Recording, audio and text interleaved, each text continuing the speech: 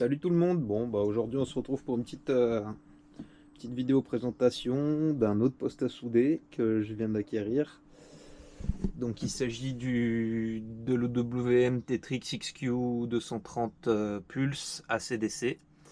Donc TIG aluminium, une des dernières générations de ce qui se fait, peu importe le fabricant, et on va en profiter pour présenter un double détendeur gazique Optimator 2 qui permet et d'alimenter un poste et en temps voulu de venir se raccorder juste ici pour alimenter un inertage, ce qui permet d'avoir un détendeur, une seule bouteille et de pouvoir quand même faire un petit peu de tuyauterie, etc. Donc truc qui me sert bien pour de l'échappement ou des morceaux de tuyauterie.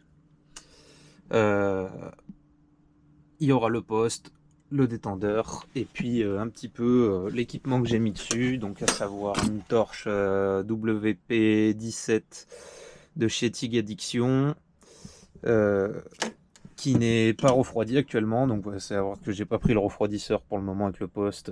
Je pense qu'il viendra plus tard, mais pour l'instant mes besoins en aluminium ne le nécessitent pas. Je vais pas y arriver aujourd'hui. Voilà, voilà. Et puis on aura du coup un petit peu présentation des accessoires que j'utilise, etc. Que ça aille des tungstènes que vous pouvez voir. Donc moi personnellement j'aime bien le thorium, mais bon, certains vont me taper dessus, mais voilà. Pour une bonne électrode polyvalente qui est la lantane, qui permet et de souder en AC et en DC. Du tungstène pur qu'au final j'utilise pas franchement, étant donné que je préfère la lantane, et du tungstène zirconium 0,8% conseillé pour de la soudure plus précise sur aluminium, pas trop en angle, plutôt du bout à bout, qui m'a été conseillé par un soudeur expérimenté. Donc voilà, j'ai pas encore essayé ça, je pense que je ferai le test en même temps que la vidéo. On présentera aussi un kit de bus furique complet, donc bus BBW en céramique et en verre, un peu de tous les diamètres, du gros, du plus petit, de la buse fournie sans tamis, car les diamètres ne nécessitent pas et on peut utiliser les diffuseurs à tamis déjà fournis.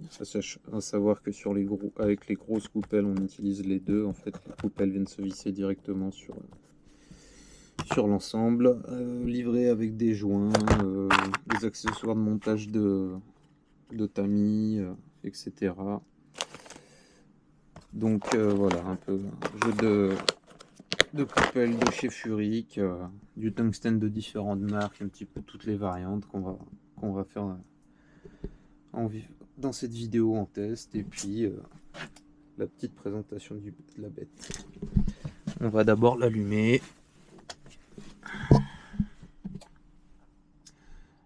Donc on va voir que c'est un poste qui prend un petit peu de temps à démarrer. Mais quand on voit en même temps l'ordinateur qui a là-bas derrière, vous allez vite comprendre.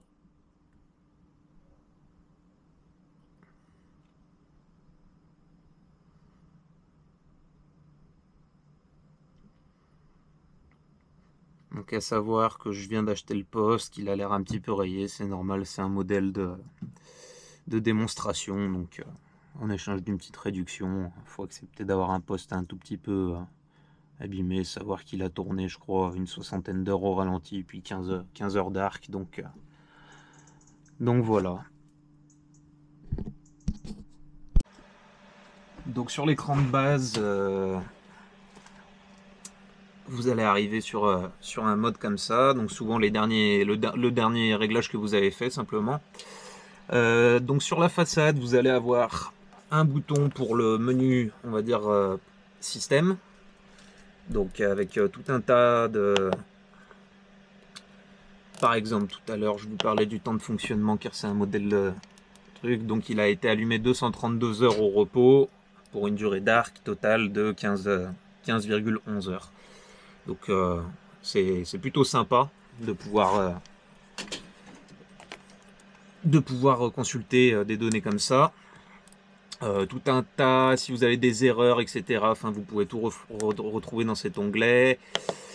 Service, vous voyez, prise de contact, mise à jour logiciel, savoir que c'est un poste que vous pouvez mettre à jour via USB. Donc la clé USB est livrée avec et la mise à jour est très facile. Vous allez sur le site, trouver votre mise à jour, l'installer sur la clé USB et une fois branché, en fait, le poste la détecte tout seul, donc top. Capture d'écran, vous voyez, je connaissais pas, mais peut-être un moyen aussi, un bon moyen pour vous souvenir de vos réglages, sachant que vous avez pas une centaine de réglages enregistrables. Vous pouvez voir sélection de job de 1 à 100. Voilà. Les réglages système principaux, langue, panneau de commande, torche de soudage, donc vous pouvez même configurer les commandes, etc. Donc tout ce qui concerne pas trop la soudure, on va dire, à proprement parler. Les 5 réglages favoris accessibles directement via une touche en haut, une touche pour faire sortir le gaz et régler votre débit, une touche Home qui vous donne le menu rapide, l'emplacement X button qui est en fait un démarrage ou verrouillage avec badge, suivant pour les boîtes avec des employés, etc. Et les 4 touches, les angles qui correspondent en fait aux différents onglets, menus, on va dire, pulse et setup. Donc pour la touche en haut à gauche, vous aurez votre sélection de mode, AC, DC, MMA, MMA cellulose. Pour la touche en haut à droite, vous aurez votre setup qui consiste en réglage général de votre mode. Donc par exemple, il fait le post-gaz automatique, amorçage de fréquence ou non, et l'active arc qui est un mode, une fonction qui permet de corriger votre ampérage suivant la distance à laquelle vous mettez votre tungstène. Donc plus vous vous tenez proche, moins il va envoyer d'ampérage, et plus vous allez vous éloigner, plus il va en mettre en fait pour compenser tout simplement. Vous aurez aussi le menu Job, donc là c'est ici que vous sélectionnerez si vous avez enregistré d'autres réglages, etc. À savoir que dans une prochaine mise à jour, il devrait pouvoir être renommé, les réglages. Ça permettra de directement être plus clair sur quel réglage vous sélectionnez. En mode DC, vous allez avoir différents modes de pulsé. Donc pulsé off, ça c'est le pulsé classique, on va dire, pulsé thermique et le pulsé auto. À savoir que le pulsé auto est vraiment très très performant. Après avoir fait plusieurs tests, il se met très difficilement en défaut, on va dire. Donc je vais vous faire le tour rapidement. Donc une fois qu'on est là-dedans, les paramètres de pulsé seront là-dedans. Donc vous allez avoir variante d'impulsion, donc valeur moyenne qui va consister en lui donnant une température moyenne. Donc imaginons que j'aimerais que ma température moyenne soit de 32 ampères. Ensuite, pour le pulser, je vais lui demander un pourcentage de ma valeur moyenne. Donc si on est à 140% de 45 ampères, on va monter à 140% de 32 ampères, on va monter à 45 ampères. La fréquence en Hertz qui est la répétition de la courbe. Vous pouvez voir ici que plus je l'augmente, plus la courbe devient serrée. Donc là on est sur un générateur qui a une capacité de monter à 20 000 Hz, hein, donc c'est simplement énorme, mais savoir qu'entre 2000 et 20 000 Hz, c'est difficile pour l'oreille humaine. Ça ressemble à un gros ultrason, donc au moins bouchon d'oreille, mais voilà, en général on essaye d'éviter la plage de 200 à 2000 Hz, qui est pas super confortable. Donc là on va se remettre à notre réglage de base qui était de Hz.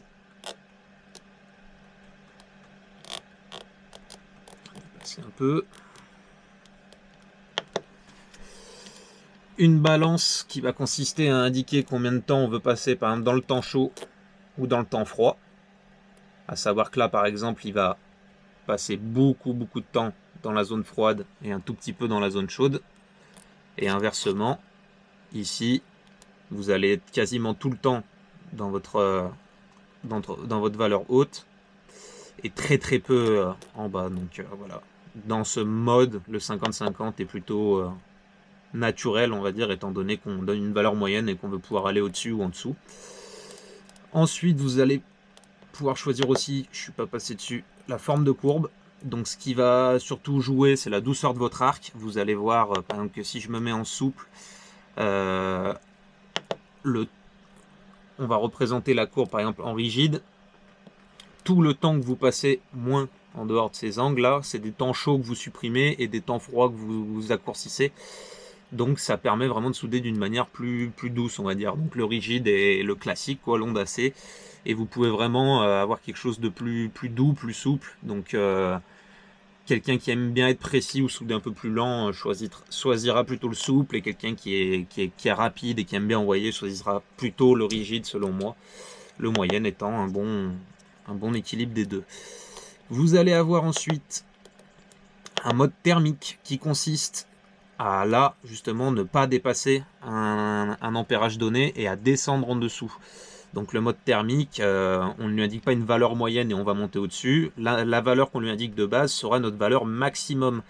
Ici 32 ampères avec un courant d'évanouissement qu'on va donner à 50% des 32 ampères, donc 16 ampères, qui correspond à cette ligne ici. On va avoir une durée d'impulsion qui est ce temps-ci, et un temps de pause du pulsé qui est ce temps-ci. Donc on va dire que pour grossir et pour dire de manière grossière pour ceux qui ont un peu de mal à comprendre, c'est combien de temps je clignote et combien de temps ça fait la pause. Sachant que le temps de pause n'est pas un temps d'arrêt, mais le temps qu'il passe à son courant d'évanouissement. Donc vous voyez, 1, 2, on peut faire une courbe personnalisée avec une montée en chaleur progressive et une baisse de chaleur progressive à chaque impulsion. Donc on est vraiment très complet. Et ensuite une valeur automatique qui va correspondre à juste lui indiquer un courant de valeur moyenne, ici par exemple 32 ampères. Et on peut voir qu'il va monter aux alentours des 45 et descendre, je pense, aux alentours des 20. Très performant pour l'avoir essayé dans différentes positions, différents tests, etc. On est vraiment sur quelque chose de très qualitatif et qui est vraiment pas beaucoup à repeaufiner, quoi, même si dans tous les cas vous allez voir que vous pouvez choisir un petit peu vos réglages. Par exemple, on va se mettre en mode de pulsion automatique. Vous avez toujours vraiment votre courbe qui est personnalisable en plus de ce fameux mode. Pour la troisième touche en bas à gauche, on va avoir le mode 2 temps, 4 temps, spot arc qui correspond à du pointage régulier, on va dire, donc un mode de pointage où vous allez faire un point par exemple toutes les 2 secondes. On va choisir là, vous pouvez voir, je vais vouloir un point à 32 ampères toutes les 2 secondes.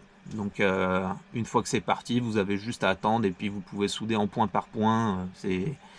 C'est plutôt pas mal pour pointer sans métal d'apport.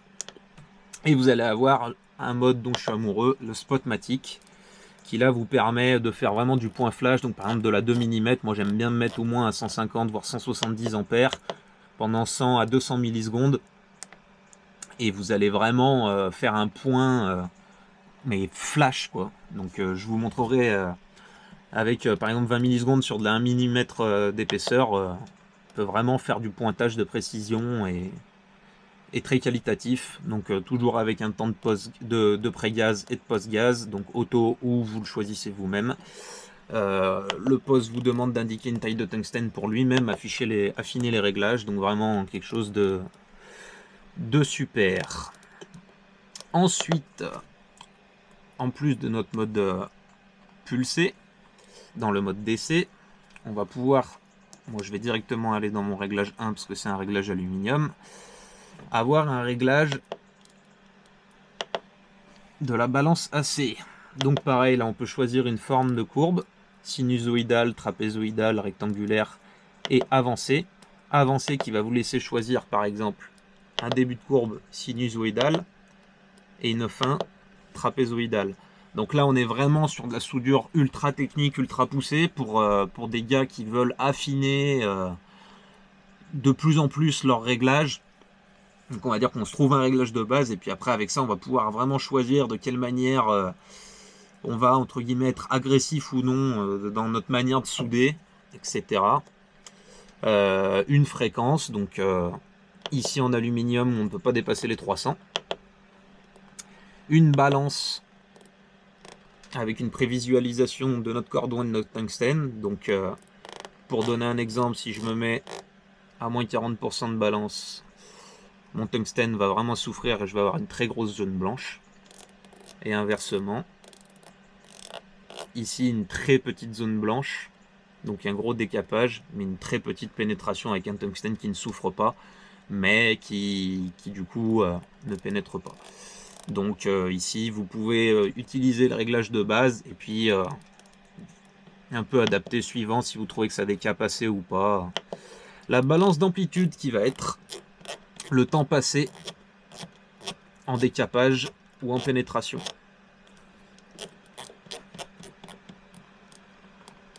Car en plus de choisir une balance de décapage, on peut choisir l'amplitude de ce décapage. Optimisation de la commutation, pour l'instant je me suis pas lancé dans des tests, etc. En mode auto, c'est très bien, mais on peut voir qu'en fait il vous conseille de vous mettre sur le mode soft si vous soudez plutôt de l'aluminium à l'argon, et plutôt sur hard si vous soudez d'autres nuances d'aluminium à l'hélium. Les réglages aussi en aluminium diffèrent un petit peu en mode pulsé. Vous aurez un mode assez spécial qui est très efficace pour la pénétration. En fait, vous allez passer un bon moment dans la zone AC, pardon, oulala.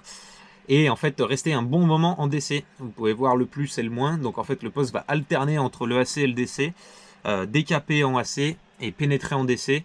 Et c'est vraiment très efficace et bluffant d'efficacité. En fait, sur de la 3 mm par exemple, vous pouvez voir 94 ampères en angle, ou à Klein, on arrive presque à traverser, quoi. Enfin, si on s'endort trop, vraiment, ça se passe pas bien pour la pièce, quoi, mais c'est vraiment très efficace. Donc là, c'est un réglage, on va dire, un petit peu pour galoper sur de la 2, 3 plutôt 3 mm, même aluminium. Ça vous permet vraiment d'envoyer et de faire sortir pas mal de pièces minutes. On a un mode du coup assez spécial thermique qui là va être plutôt un mode pulsé classique, quoi. Comme je vous disais tout à l'heure, avec une balance maximum, enfin une balance courant principal. Donc le mode thermique en fait ne dépassera jamais votre courant principal. Courant d'évanouissement à 100%, c'est que là on baisse pas d'ampérage, en fait on va juste aller chercher le plus, le moins, le plus, le moins. Le principe de la soudure aluminium, quoi. Et ensuite on peut pareil choisir une valeur moyenne, donc en lui disant 96 ampères, courant pulsé à 50% de notre valeur moyenne, 2 ampères, une balance de 50%, donc pareil, consiste à je passe plutôt du temps chaud ou du temps froid dans ma soudure.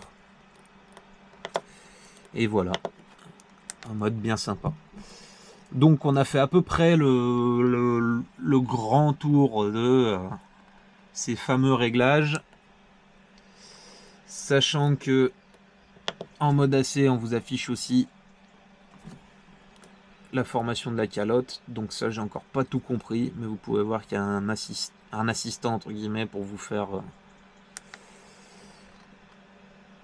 pour vous mettre le tungstène en bonne forme avec la petite boule au bout. Donc en setup toujours Active Arc, soudage synchrone AC, j'ai aucune idée de ce à quoi ça correspond. Et le Spotmatic, vous allez pouvoir, à savoir que de base il est configuré avec un amorçage par contact de la pièce, donc un peu comme du lisse, vous devez toucher votre tungstène et puis démarrer, pas top. Et délai de point court, ça je saurais pas vous dire, mais sachant que moi du coup j'ai coupé l'amorçage par contact histoire de pouvoir faire du point par point en HF. Donc voilà un peu pour les réglages principaux. J'aborderai pas la partie arc parce que bah, c'est un peu l'équivalent de ce que j'avais évoqué sur le Fronus, l'autre vidéo sur ma chaîne, hein. On va dire que l'arc reste quand même plus basique, à savoir que celui-là, si je vous dis pas de bêtises, on doit peut-être avoir un mode voilà, pulsé. On a quand même un mode pulsé pour l'arc, donc un mode assez poussé. On va se remettre en TIG, DC. Donc voilà pour la présentation générale de l'afficheur, etc. Donc bah écoutez, je vais vous faire une petite démonstration et sur de l'inox et sur de l'aluminium, histoire qu'on comprenne au moins un petit peu. Je vous ferai un changement des formes de courbe surtout, je pense que c'est pas mal pour comprendre comment le poste fonctionne. Voilà, écoutez, je pense qu'on est pas mal pour le tour de ces fonctions. Je vous parlais du détendeur, donc sa spécificité en fait, on est sur un détendeur à double colonne qui permet et d'alimenter notre poste à souder et d'alimenter une ligne d'inertage, ce qui est très pratique quand vous n'avez pas la place pour prendre beaucoup de bouteilles, etc. Moi, en fait, on peut voir mon atelier pas super grand, donc vite limité en place, ça me va bien de pouvoir utiliser qu'un seul détendeur. C'est un gros confort. À savoir que c'est un détendeur qui vous fait économiser quand même grandement du gaz, donc on est aux alentours des 300 € pour un modèle à une sortie et 400 € pour un modèle à deux sorties, sachant que chacun ses prix et ses négociations, hein, bien évidemment. Mais vous pouvez espérer un gain de 30 à 50% de consommation de gaz, ce qui est quand même franchement énorme.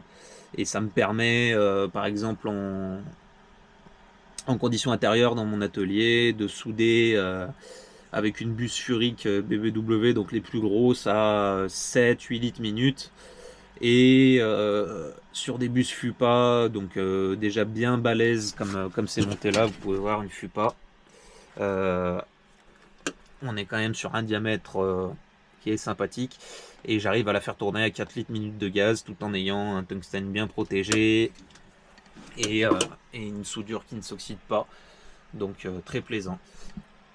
Pour la torche, elle vient de chez TIG Addiction, donc attention, ça arrive non raccordé, donc je trouve leur prix très intéressant, mais voilà, à vous de vous fournir le schéma de câblage de votre torche et de venir souder à l'étain votre connecteur. J'aime bien cette torche parce qu'en fait, bah, déjà très légère, hein. On peut voir qu'elle est très petite en main.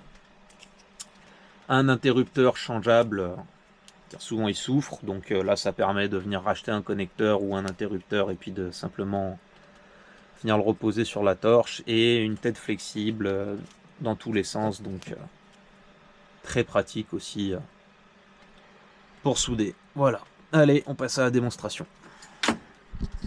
On va commencer sur de l'inox 2 mm en angle, donc moi je me mets à environ 64 ampères, et là le but c'est de vous montrer vraiment de quoi est capable le poste avec toutes ses fonctionnalités. Donc je vais pas vous montrer du mode classique entre guillemets, ça servirait pas à grand chose, n'importe quel poste peut le faire. Donc là je vais me mettre en pulsé auto,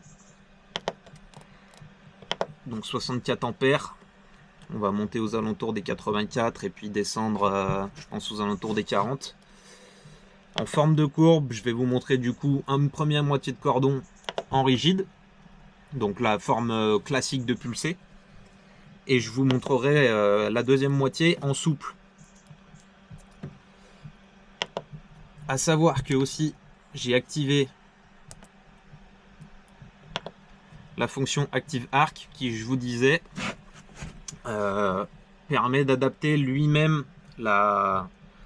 l'intensité suivant la distance à laquelle vous vous trouvez avec votre tungstène, la chaleur ressentie dans la pièce via la courbe électrique, etc.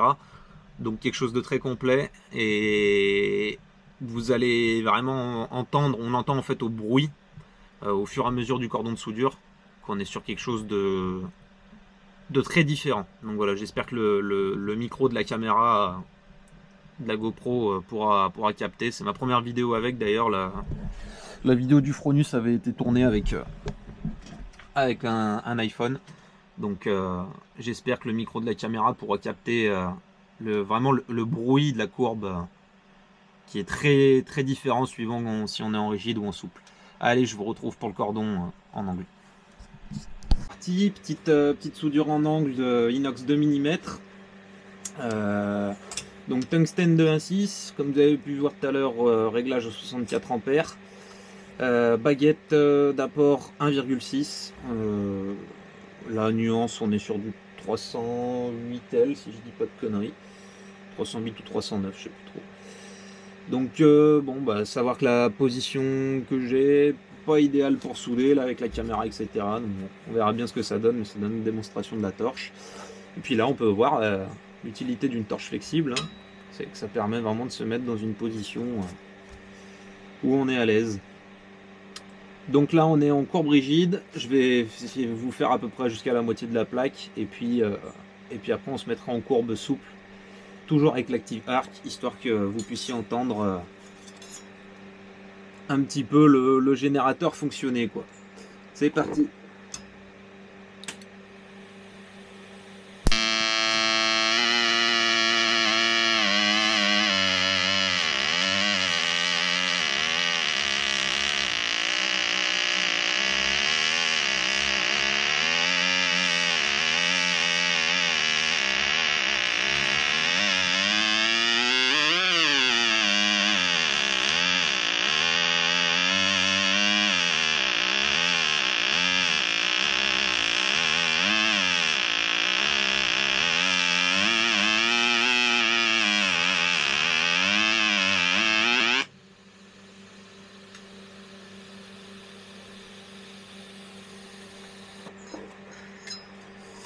Alors, je suis déjà vraiment très très mal positionné.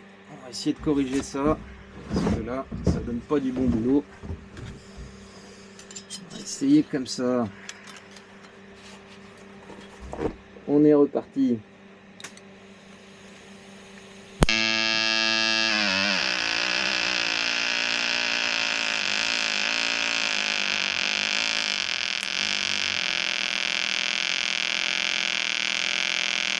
Donc là on entend bien le générateur qui donne très peu. En fait, une fois que la pièce est chaude, il adapte l'ampérage.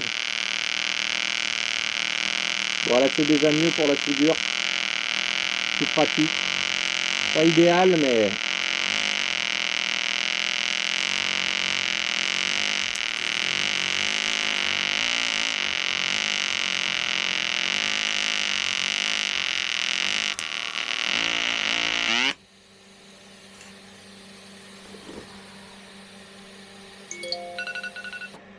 allez, encore un tout petit morceau de cordon, puis on passe à la forme souple.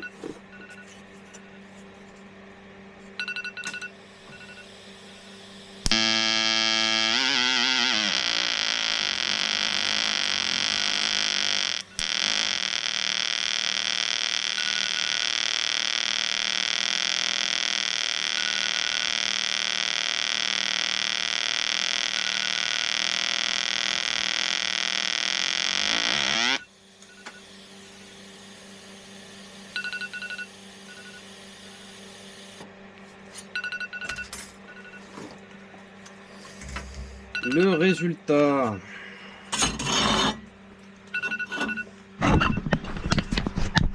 Donc on peut voir déjà qu'on est bien protégé en gaz. Hein. Donc évidemment après on prend de la couleur au fur et à mesure qu'on avance puisque le... Arrêtez cette alarme. Je disais, on peut voir que la protection gazeuse est idéale. Hein. Donc le bon débitmètre, manomètre, etc. Avec une bonne buse. Donc là on a un double tamis, hein, on a un diffuseur à tamis en dessous du tamis de la buse. Et bah 4 litres minutes de gaz, on peut voir que la protection est top. Bon, je suis pas dans une position idéale pour souder, hein, donc vous me pardonnez la qualité de la chose. Mais voilà, donc là on est en forme de courbe rigide, donc entre guillemets plutôt agressif. Avec un apport de chaleur qui est sans doute un petit peu supérieur. Allez, on va reprendre avec le mode de courbe souple et on comparera. Donc mode de courbe souple, toujours les mêmes réglages. On est sur 64 ampères, même caractéristiques, etc. Active Arc. Et là vous allez entendre le poste travailler, quoi. Hop, on est reparti.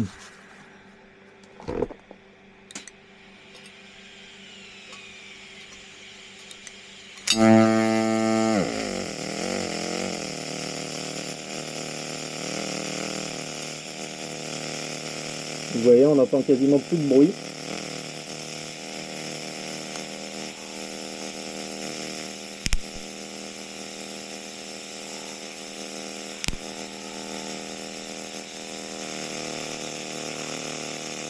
C'est vrai que des fois, je sais pas trop pourquoi, mais on entend des petits cliquetis de l'arc. Donc il fait sûrement travailler quelque chose, mais allez savoir quoi.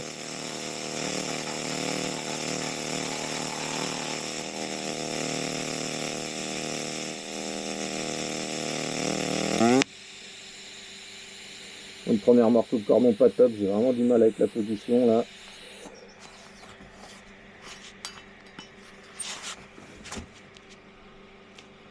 On est reparti.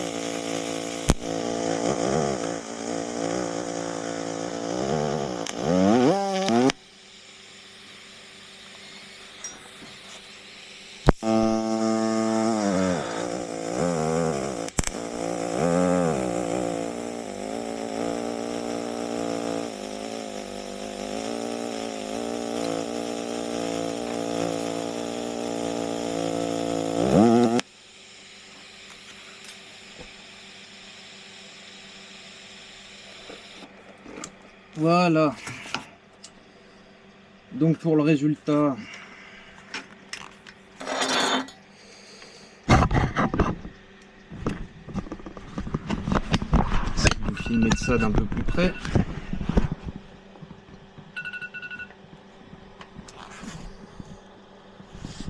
Je sais pas si on voit bien la différence. On a une zone, une ZAT, zone affectée thermiquement, qui est légèrement supérieure sur le mode rigide. A contrario, sur le mode souple, bah là ça aurait mérité peut-être un peu plus d'ampérage, parce que du coup, avec moins d'apport de chaleur, j'avais un petit peu de mal à souder, on va dire.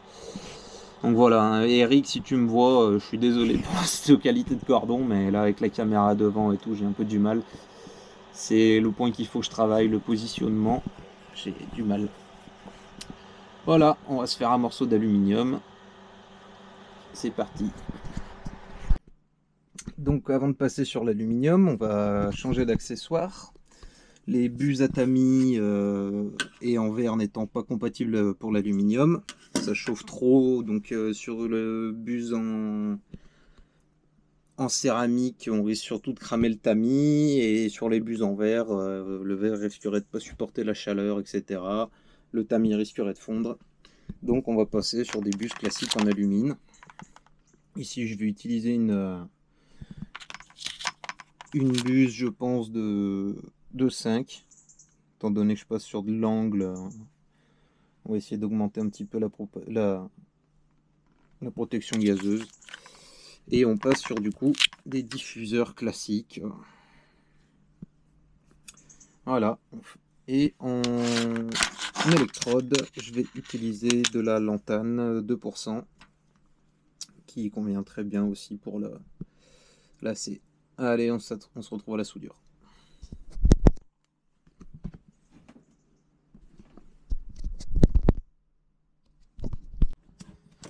Donc avant d'attaquer, je vais faire un truc qui est plutôt sympa. Il y a une fonction qui s'appelle bowling, qui permet de faire une jolie petite boule au bout de son électrode avant de commencer. Donc je vais dans le menu. L'intensité de courant est décidée en fonction de l'électrode. Moi je la touche pas. Et on va venir juste se mettre au-dessus d'une tôle et activer et l'arc qui devrait nous faire une jolie boule pour le tungstène. Donc première fois que je teste, on va voir.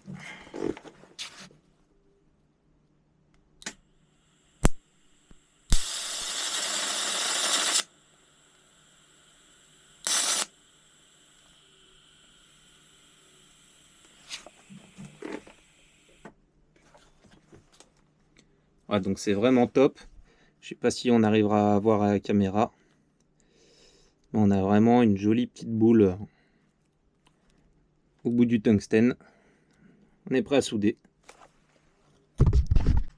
Donc mon réglage pour de la 3 mm qui va être là plutôt pour une soudure rapide, on va dire. Donc sur intensité de 130% au départ, pendant 0,6 secondes, 1 seconde de transition, un ampérage principal de 94 ampères, un deuxième plateau de 100%, 1 seconde de descente, 20% de l'arc à la fin, un pose-gaz de 10 secondes qui est automatique. Voilà dans les grandes lignes. Pour le pulsé,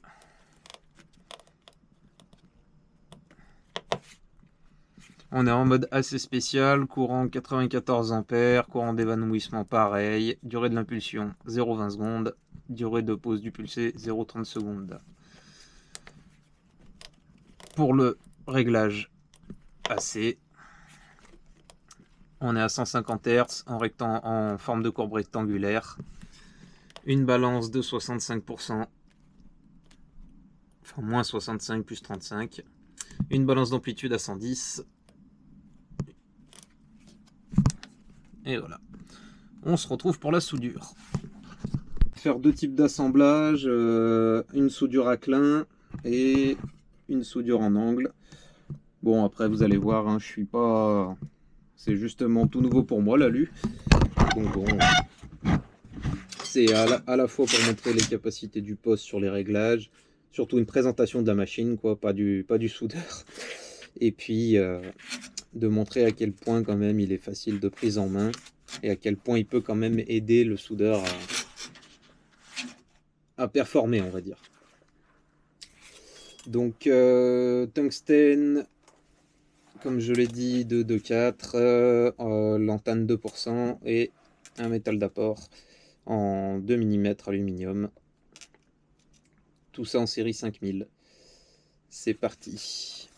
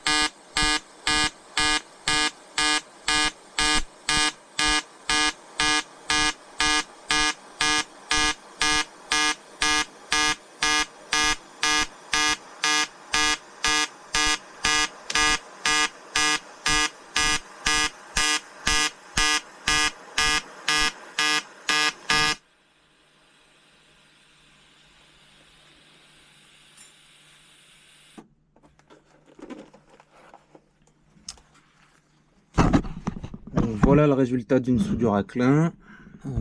Ça aurait peut-être mérité un petit peu plus de métal d'apport. Mais en soi, un bien joli cordon, bien solide. Donc, on est plutôt pas mal. Allez, on passe à la soudure en ongle.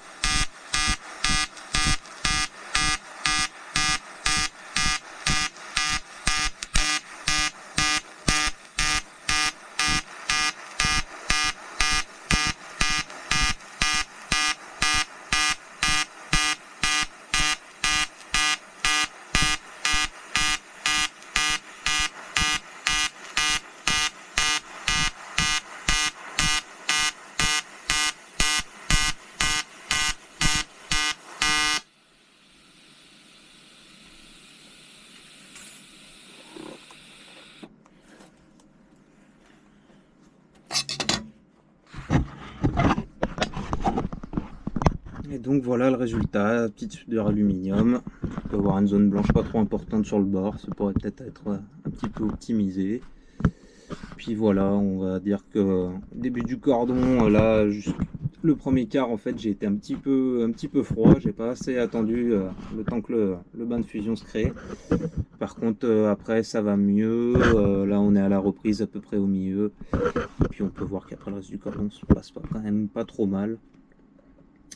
Je pense qu'il faudrait peut-être un petit peu plus de métal d'apport. Mais on est pas trop mal.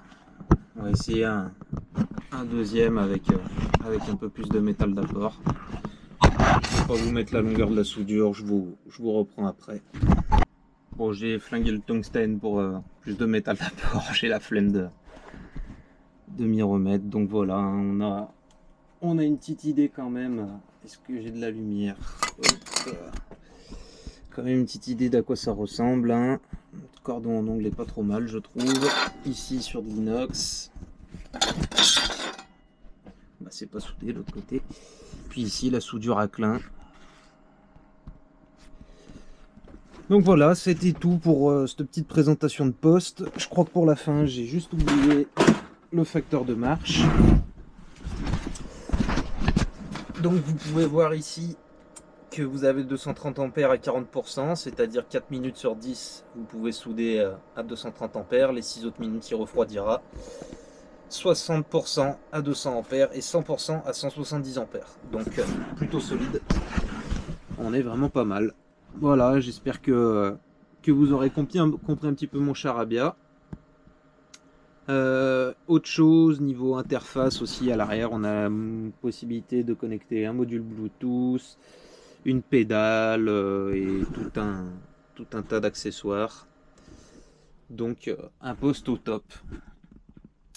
Un grand merci à tous ceux qui auront regardé cette vidéo et à bientôt.